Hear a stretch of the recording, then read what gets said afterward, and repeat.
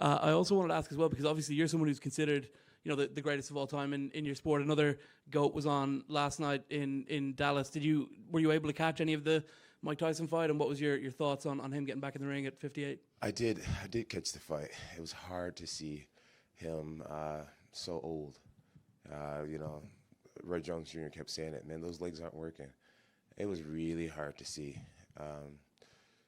He really sold it, with the highlight videos of him training and his physique. I wish he went and showed us his ass. That was a little wild. I'm like, Mike, you didn't have to do that. Mike's a freak, I bet, dude. I'm like, Mike, you old nasty old man, you old dirty bastard, you. It was hard to watch, but I respect him so much for getting in there. That was the cool part. It's just, I'm sure, they compensated him very well. He got to give a bunch of fans what they wanted, which is just to be alive, to see him compete. And for that part alone, I thank him. I'm sure a lot of us thank him. And any respect to Jake for not, because when Holyfield came back, Belfort went and just kind of iced him in very quick fashion, and I think Jake probably could have done that later on in the fight, but he opted to let Mike get to the bell. I don't think Jake gave him mercy. I think Jake played it smart. I think that's what it was. I think Jake knows that you're winning. Let's stop while you're ahead. Let's coast. Let's get through this fight. Because Mike can drop anyone with one shot. His legs weren't working, but that upper body was still moving, and those punches were still swinging. And I didn't view it as Jake giving him mercy. Jake coasted through that, like an intelligent fighter would. John. Sir. I saw yesterday there's a video you were praying with Charles Oliveira, and today on the backstage you guys were looks like exchanging really beautiful words to each other. How did this relation start? When did you met him? Why did you guys were praying yesterday? How did you guys get kind of close? I'm not sure if we met each other in the past, but yesterday we were on the same Sprinter van heading to